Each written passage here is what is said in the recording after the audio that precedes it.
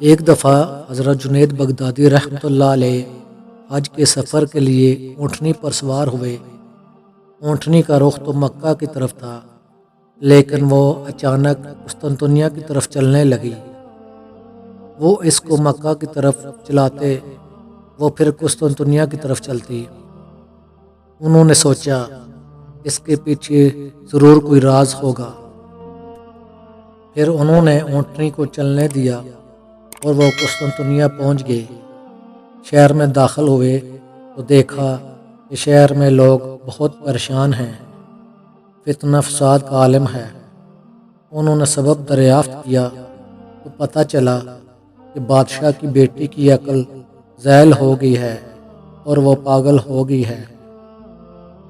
بادشاہ نے حکم دیا ہے کہ اس کے لیے کوئی طبیب جلدی ڈھونڈو جو اس کا علاج کر سکے۔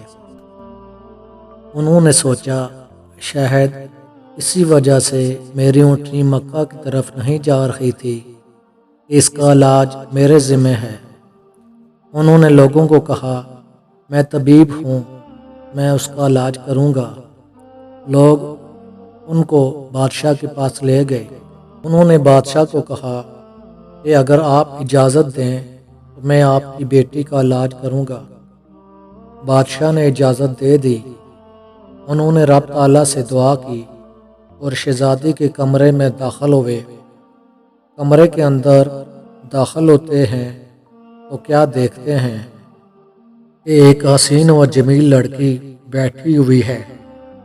اس کی خوبصورتی کا یہ عالم ہے کہ بڑی بڑی خوبصورت لڑکیاں اس کے آگے کچھ بھی نہیں۔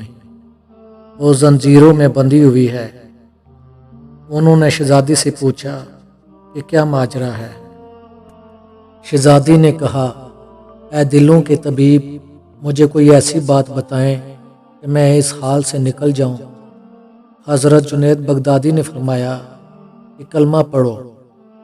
اس نے بلند آواز سے کلمہ پڑھا تو اس کی زنجیریں کھل گئی۔ بادشاہ یہ سارا منظر دیکھ رہا تھا۔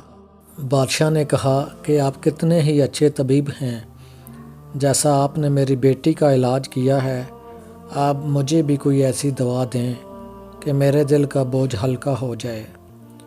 انہوں نے بادشاہ کو بھی کلمہ پڑھایا اور اس کی بیوی بھی آ گئی۔ پھر اس نے بھی کلمہ پڑھا۔ جب یہ قصہ لوگوں نے سنا تو بہت سارے لوگ مسلمان ہو گئے۔